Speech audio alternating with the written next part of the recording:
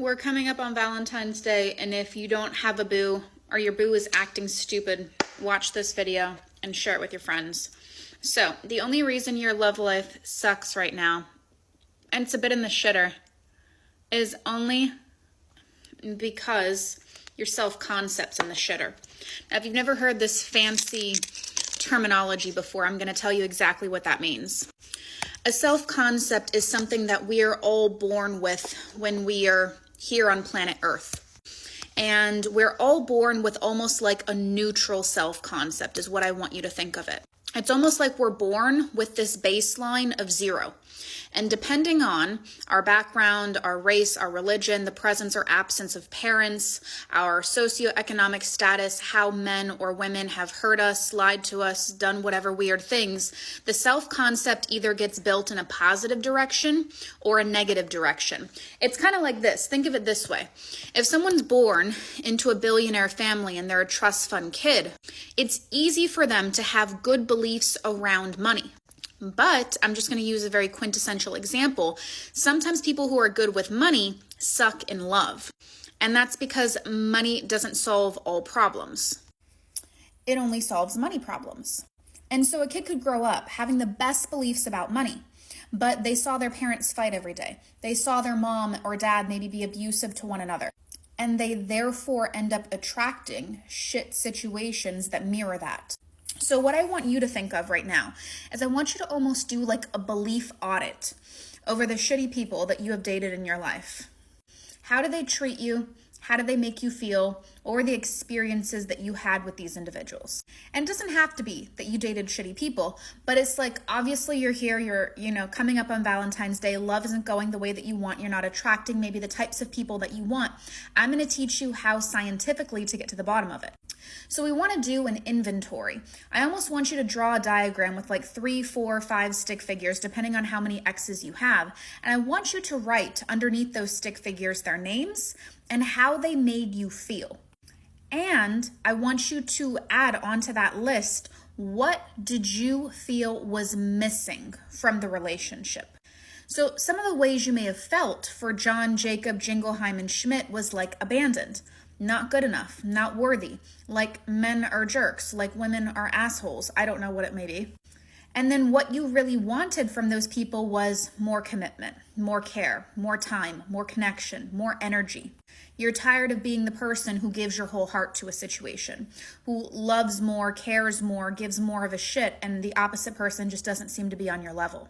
So going back to self-concept, we're all born with one, and every event that we have in our life with our mother, father, as well as our romantic partners, prime us to understand what we think is possible, what is available for us, what we're worthy, deserving, capable of having.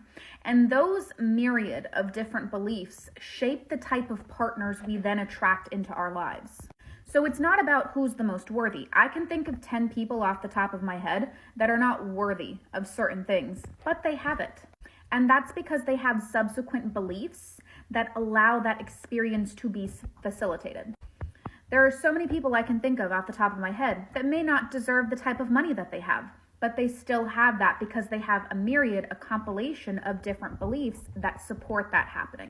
I want you to imagine you get more of what you believe. But the problem is humans innately focus on the negative. So the beliefs we have around love are always negative because they're based upon how some person in our past let us down.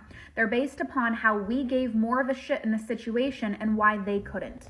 They're based upon our feelings when you were lied to, when you were ghosted, when you were cheated on, whatever it may be. You have been in a scenario where you have been let down, where you have been made to feel not good enough. Like, how much do I have to give to finally solidify this whole love thing? And it's made you doubt yourself. And it's made you doubt whether the love that you want is actually available. And the problem is all those are in the negative. All of them are in the negative. So it's almost like we need to use neuroscience to rewire our brain and start to search for the positives. Start to believe more positive things about men, about what we're worthy of, about what we're deserving of, about what is available or possible for us to have. And we need to start to shift our focus in a better direction. Because when that myriad, when that compilation of beliefs comes into play in a positive direction, that's exactly how you see people on TikTok talking and posting about how I got my generous man, I got my provider man. This person finally came in and gave me all the love that I had been missing and connection that I had been missing in my past relationships. And it all has to do with self-concept. If you're not working on self-concept, I can guarantee that you're probably one of those people that's like manifesting for more than 6 months, which if you are, you're not even really manifesting in my opinion, but that's okay. That's a topic for a different time. You need self-concept in order to achieve things, but more importantly, in order to keep things. Because if your self-concept is not on point, you may have a good self-concept when attracting a person in, but then your insecurities start to come out. But then your doubts start to come out. But then you start to overanalyze the situation. And guess what happens? They go right back to where they came from. Self-concept is really the basis of being able to hack reality in your favor as it pertains to your love life. And if you're not working on it, I want you to follow, like, comment on this page so that I can give you more self-concept tips. Let's get you becoming the woman who is loved, cherished, chosen, special, wanted, and given all the lovey-dovey princess treatment that her little heart desires. It's not about the fact that it's not available for you. It's that you haven't had the self-concept to receive it. When you have the self-concept that allows you to receive those experiences, you receive them within days, within weeks. The people on my page, they get results in 90 days or less. And so if you'd like to understand how to manifest your desires in 90 days or less, follow for more.